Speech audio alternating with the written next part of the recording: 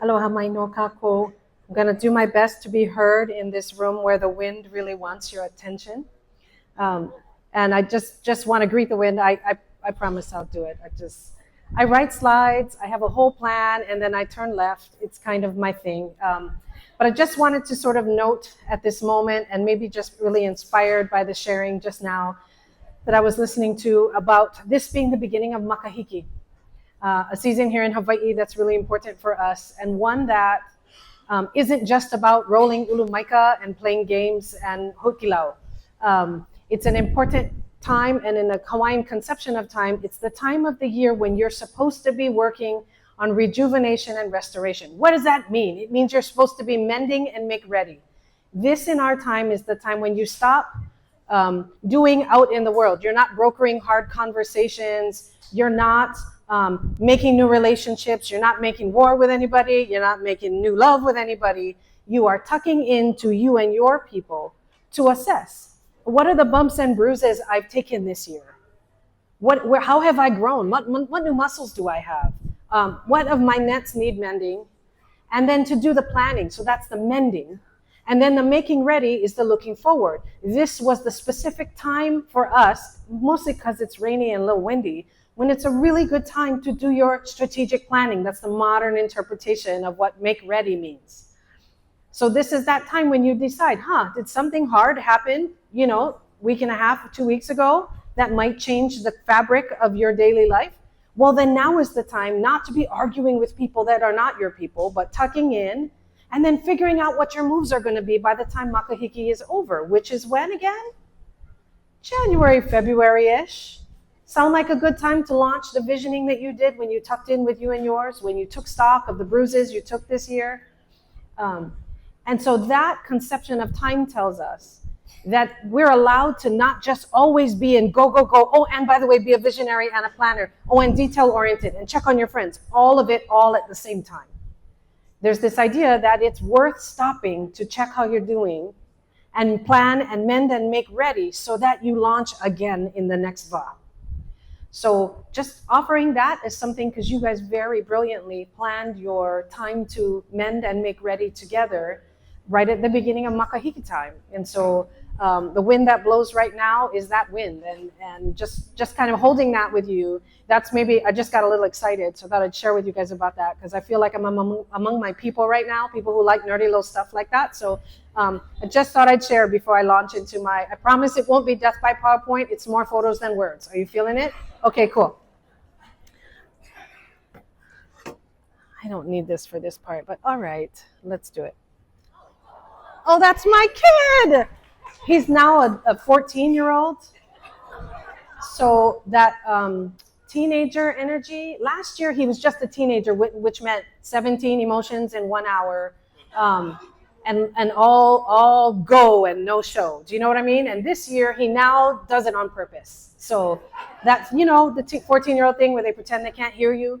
So you say it again so they can laugh at themselves because they made you say it twice. That's where my life is now. He's not like that now. But he is. Okay, let's try again, shall we? Weep. Ha ha ha ha. Okay. Yay. Okay, wonderful. Love that. So this is where we're going to be today. Just for a moment while you're with me, I hope you guys don't mind taking just a tiny field trip. Those of you who visited your president-elect at the bar, it's going to be easier for you to come with me. Okay? Come on down, we're moving. All right. So this is a pūhala grove in Niuli on Hawaii Island. So that's where we're heading today. It's a wonderful place that I was invited to as a visitor, and it was a transformative time for me in a way that I thought would be useful here. And that's me and how to find me. For those of you who like the details. Haha, I'm in a room full of details. I know.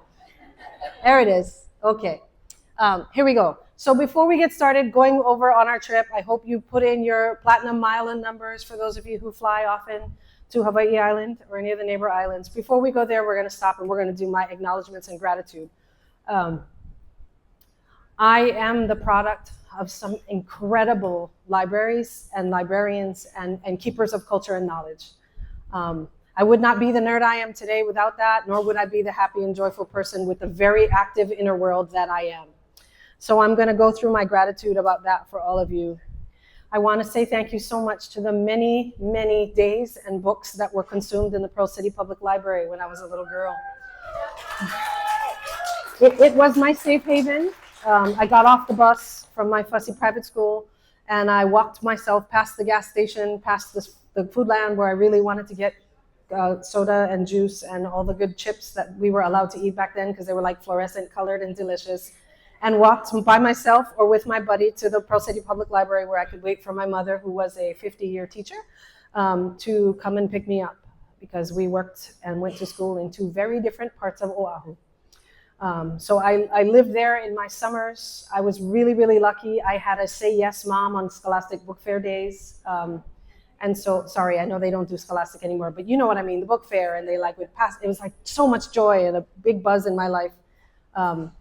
And I spent many, many hours there as a child. Every Ramona Quimby, every Laura Ingalls Wilder moment I got to meet, every time my world expanded, and I got to see another part of the world from my little house in Pearl City, I was grateful. And then to maybe the most important of the archivists I've ever known in my life, Mary Judd, was the archivist at Punahou for many, many years, where I went to school in a little side office of Cook Library. She was responsible for convincing my parents to let this very bright-eyed, eager, but only ever lived at home girl go to California to go to college. If she didn't have a sit down with them, they had already told me no, and she sat with them and convinced them that it was the right thing to let me go and that I would come home. She was sure of it. She had looked at my soul and knew I would. And that was my safe haven at the school that I didn't always fit at, but I always belonged at. And I would go and I would run and I would be in her library, in her archive, in her space. And sometimes she would help me nerd out and find details from my Hawaiian history homework, but mostly she just gave me a safe place to call home. And I came home. And she was glad, I think, for that. And then in graduate school, I got to come home, it turns out. I'll leave the Pomona College Library alone because I mostly just made trouble there, not so much nerd stuff. But I came home to do graduate school, and so Sinclair and Hamilton were my home at that time when interlibrary loan was a weekly thing. Anybody remember that? Are we old enough to know about ILL? That was, thank you, ILL, yes. And for me and graduate school, because of the kinds of things I wanted to study, you'd think that if I wanted to know about Hawaiian health, that the best place to find resources would be the very library of the university of that place, and it was just not true. Most of what I needed was somewhere else, in a tiny library somewhere, with someone who guarded and protected resources that other people didn't think were important at that time. So I'm super grateful for those librarians in that time, and for card catalogs, and the appreciation of microfiche and its upside down and backwardness that made us all do really well on the waist, because we learned how to do that a long time before that.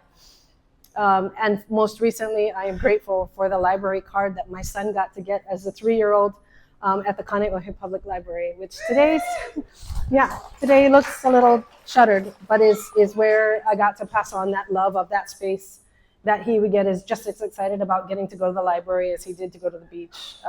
So I just want to say that me standing up here is coming from a lifetime of gratitude that I hope you all will willingly accept on behalf of those people in those spaces that kept me safe for so long and kept me thinking and growing and leaving Hawaii without ever leaving Hawaii before I left Hawaii, to find the world beyond and then to bring it home. So thank you so much. Before I start, thank you, please. Thank you so much. All right, let's go. Enough emo. Let's roll. All right. So this is Niuli, Hawaii Island. It is a pūhala grove that is very, very old. It's centuries old as far as they can tell, and it sits jutted up against a cliff, a very, very steep cliff, and oceans that pound and pound against those cliffs all the time. So this is the edge of the ocean just past that pūhala grove. I was invited there as part of a learning experience, an exchange experience. We were going to be doing visioning and planning, and they wanted us to have some real foundation. So they gave us the assignment of kilo. Kilo means to sit and observe, to take in what's around you. And so that bench is just nestled in the middle of this ancient grove. And we were told to sit and wander and do whatever we were going to do, but we were not going to speak for half an hour. And these are the lessons that I took from them. I looked down. And when I looked down, I saw hala leaves. They looked really familiar to me. I think you heard me say I went to Punahou. This was our tree. There's one out there that's really actually flourishing right now if you went outside. But hala is really fundamental for us as a way to create mats, to do many things in our cultural practices. So I looked down and I saw all this hala on the ground. And it made noise when you walked on it.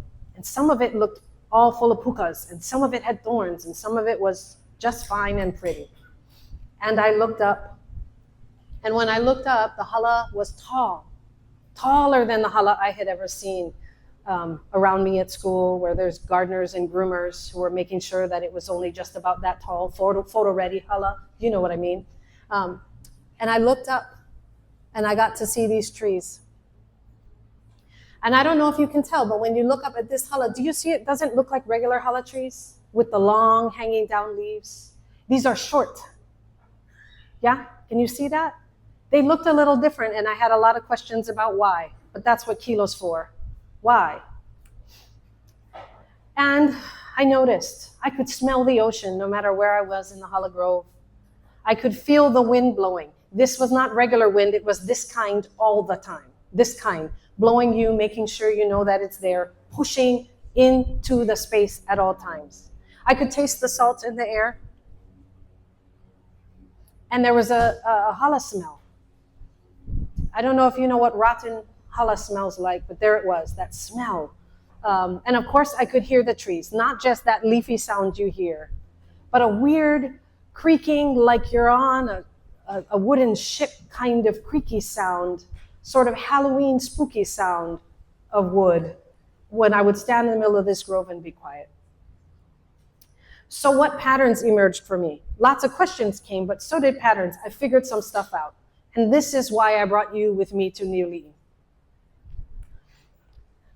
I saw some hala plants or hala trees when the ocean wind was blowing at them. So let's say you're a hala tree and that's the wind over there. They would go like this. So they would give in to the wind and bend to it and lean back and grow leaning back because it was the way of just going with the wind. So one of the lessons we have is that in windy times, you go with it and you become flexible. You lean with the wind. You grow the way it grows. But I also saw 10 feet away from there, other trees that were different. They braced their legs like this and leaned into the wind. They said, I dare you to try to blow me over, and just grew, angled, straight forward, facing their face straight into the wind, like that. I saw what sick hala looks like. It kind of looks like Animal from the Muppets. Can you picture it? It's kind of, and then the big friend of his that's like not small and playing guitar, playing drums, but the big friend of his, whose name I can't remember with the fangs. Anybody remember his name? The big dude. Him, thank you. I think he's a him, or a very shaggy her. Thank you. So, if you can see in the picture, they look clumped. They've got short hair. They've got like all this extra woolly stuff you've never seen in a picture of a hala tree on the internet or on a brochure or a magazine. You've never seen it look like that. This is, as I learned, unwell hala. This is hala that hasn't been tended to. Nobody's pulled down the pieces that didn't need to be there. This is not the part of the grove that was well loved by the hala makers, the weavers that would come and tend to a certain portion of the grove. This was just left to be. And it was thick and clumpy and smelly at the top, and not a lot on the way down. There were not extra branches sticking out the sides. It was just kind of tall, straight, and sorry about it, up there creaking in the wind alone. The sound of the unattended hala was that creaky ship sound. I found where it came from. It was these. What I noticed is the leaves didn't rustle like the leaves of a healthy, long-haired teenager hala tree, right? It didn't make that flappy sound. It was the groaning of the branches that I could hear. And there was more movement in the bottoms of the trees. The trunks were actually moving. Where on regular hala trees, healthy hala, when the wind blows through those long leaves, only the tops move. The base of the tree doesn't move. Any botanists in here? Go like this or like this. Cool. then you guys have to believe me. Just kidding. So healthy hala, you hear the rustling sounds and you see the leaves going wild. They're whipping around. You see them moving. Kind of a dance, kind of all moving, but usually in any hala tree, there's always at least 5 leaves doing their own total dance, like they have their own wind going on. Sound familiar? Yeah. And when the branches don't make moves and the trunk doesn't move, I said, how come Muppet Tree is creaking and groaning and struggling, and the long leaf, healthy, well-loved hala isn't making that noise, and the bottom is not moving? So, what did I take from this hala? Here's what I took. I want to look at you. I don't like looking at this thing. Okay. There are many ways to adapt to adversity. That's the like, dun, dun, dun. I'm Hawaiian. I tell you the punchline before the end. And then I'll tell you again later. And you'll be like, I already knew that. I'll be like, I know. Okay. The first one is roll with it, right? So that first hala that grew leaning away from the wind. Sometimes with adversity, we got to roll with it. We just got to go. Time to lean. We might be coming on times when leaning might be the choice. But I'm over here with librarians. You guys don't roll with it like that very much. Yeah? You don't lean back. You lean in. I know. Sometimes we lean into it. Sometimes we go, oh, the wind's coming. I got it. I dance hula. I got strong thighs. I got you. Come on, bring the wind. Right? Sometimes we grow with it. And sometimes we embrace it. So, I totally blew that. All right. That was supposed to be smooth how I did that. All right. So here's the thing. Remember how sick hala made creaky noises? Why? Because healthy hala can receive the energy in its leaves from the wind that's blowing and just let it blow on through. It has a part when it's healthy that's just going to let the electricity, the energy, whatever, the bad vibes. I was just listening to a teenager talk earlier today, and they have all these words I don't really get, but I sort of get if you just don't listen, but you hear. They blow the leaves. The energy is transmitted through the leaves, and the stable trunk is not disrupted. So we don't hear creaking and groaning of the wood because it knows how to handle change. It just lets it blow on through. But when it's not well loved, and it looks like a muppet, and it's not well tended, every wind blow, every gust shakes it to its core. The trunk is creaking. The wood is groaning. So when it's not well loved and well tended to, the very core of the tree is at risk. It might crack. It might break because it's not doing what a tree needs to do to let change blow on by. Whoa, cool, right? You got my metaphor? You're done? We're good? Check. Okay, I don't have to hit us over the head with it. So health cannot only exist when there is no wind. If you say to me, I say, how are you guys doing at your library? How are you guys doing? You cool? And you go like, well, we just had this and this and this, but as soon as all that's over, it's going to calm down and we're going to be okay. That's when we'll kind of like, reorg stuff, maybe implement some of those big plans I had in mind. But, it's just a little crazy right now. It's going to slow down. Anybody feel guilty of that sentence sometime this year?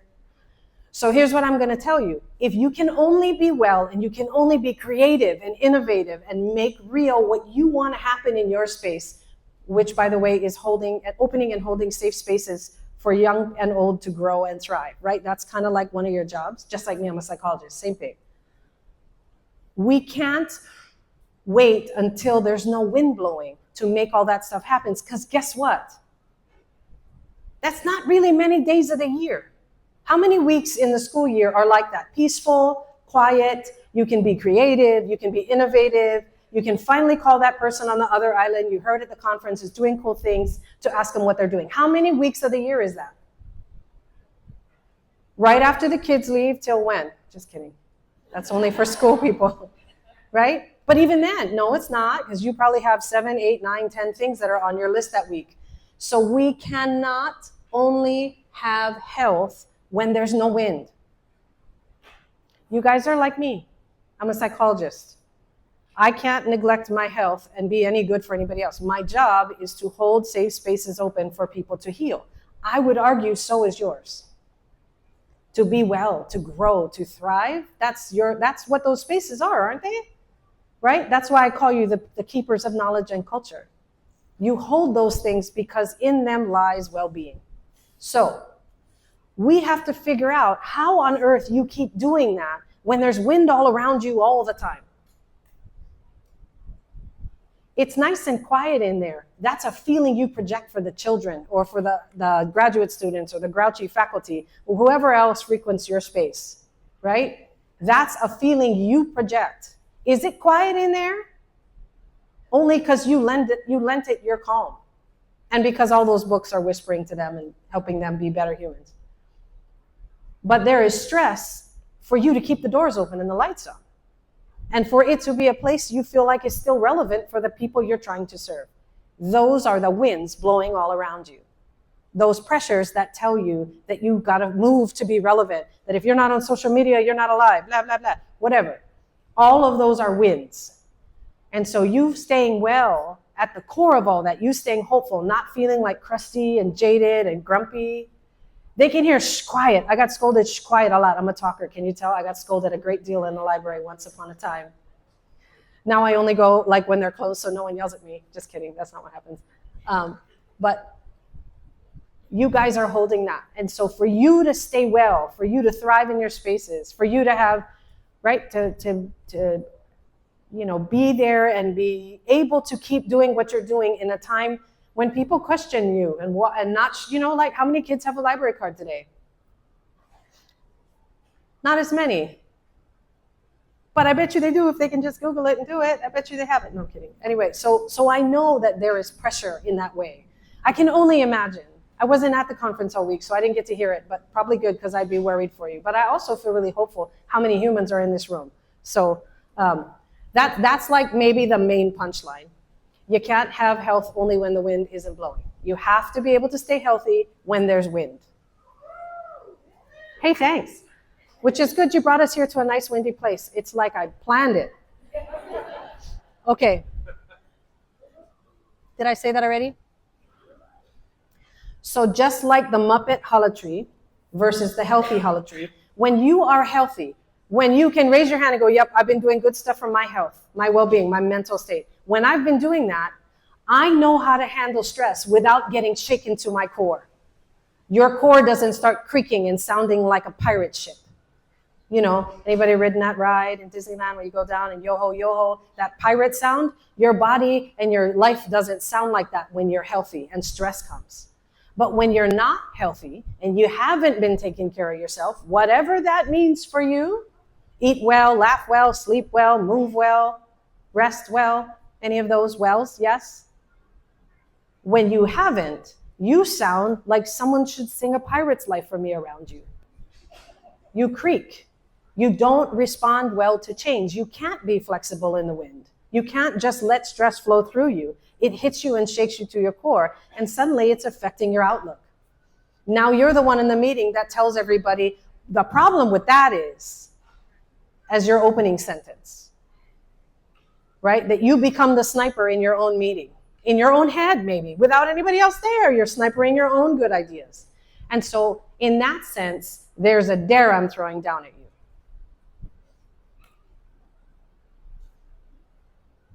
Yeah, that. The dare I'm throwing down is to go home. And on Monday and a half, I don't know, if you don't work on Monday, the next time you're in your space, I want you to kilo. I want you to kilo yourself and your environment and the people you are around. And ask how we're doing. And how, are we looking a little Muppetish? Or are we looking pretty healthy? How are we? So, what do we learn we got to do from Hala? Kilo. When do we have to kilo? We have to kilo at the beginning of stuff. Oh, look, I can go like this. We can kilo whenever you get stuck. How many of you figured out you were in a funk sometime in the last 10 days? Yeah, turns out you live on Earth. There's lots to worry about. No, and I'm not just talking about elections. I just mean most humans in the last 10 days had something to be in a funk about. Not all of them were, but. So you might kilo when you need to calm yourself. Sometimes when things get too chaotic, we have to look up and out, and we have to zoom out. And then sometimes to make things quiet, we have to zoom in. So whichever one you're doing right now, if you've been hyper-focused on a specific project, like making this event happen down to the last 100 detail, and did everybody do what they were supposed to do, then it might help you to be calm, to zoom out and go like, isn't it a good thing we're doing this? And if you've been looking up at the world and going, there are 17 reasons I am worried right now about the what ifs of the universe, then maybe what you got to do is zoom back in and look down here at something smaller and more quiet that you can manage and feel good about. Zoom out, zoom in. Neither one is helpful. If you only stare at the sky, you drown. If you only look down, you walk into walls. Neither's good. Okay, sometimes we kilo to feel better. Sometimes we kilo to not feel lonely. One of the reasons this gathering might matter to you is because you look around and find out, as isolated as I might have felt all year, frustrated in my own space about a specific issue, I come here and find out it's not only me. Or, did you see her over there? She got it way worse than me. Phew, I better be nice. No, I'm just kidding. Hopefully you didn't find that. The other reason to kilo is to be grateful. When we look around, there's a lot that gives us hope. Hope is going to do it. Did you know that when it comes to depression, one of the important, so there's two things that are like single silver bullets for depression. If you just focus on those, there are randomized clinical trials. I promise it's real. I could parentheses 1998 you if I need to, but two things. One is gratitude. Training people to seek things that they're grateful for as a singular practice can alleviate depression symptoms. And the other is what's called progressive muscle relaxation, which is where we tense and relax ourselves. Are you guys doing PMR in your lives? You smile like you know. Right, just training children to do progressive muscle relaxation alleviates their depression symptoms to a point that they don't look depressed anymore. So I'm just saying, take care of the stress and focus on gratitude are two additional things that are good. So am I telling you, you don't have any reason to be worried, be grateful? No, that's not what I said. I said, when you have stuff to worry about, see if you can focus on what you're grateful for to help lift the heavy. Cool? Okay, wait, hold on. I think I do this now. Look for new growth and signs of life.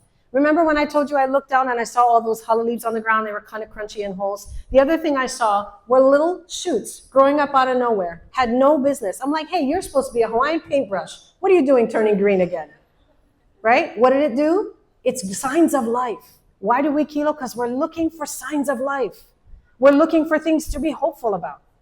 So we got to look around and look for ways we grew and it grew. Cool? Okay. Don't you love native plants? Okay, so that's mahalo from the Hala. And from me, one more time. I did it, right? I'm a little bit over, but I think I'm good. I just wanted to say one more time from the bottom of my heart, thank you so much for what you do. Please keep doing what you do. We need you. At this time when I know that our world is suffering from various degrees of profound loneliness that makes us act yucky, I know that I found some of the best comfort, safety, creativity, and hope in the characters, in the books, in the libraries I visited as a small girl.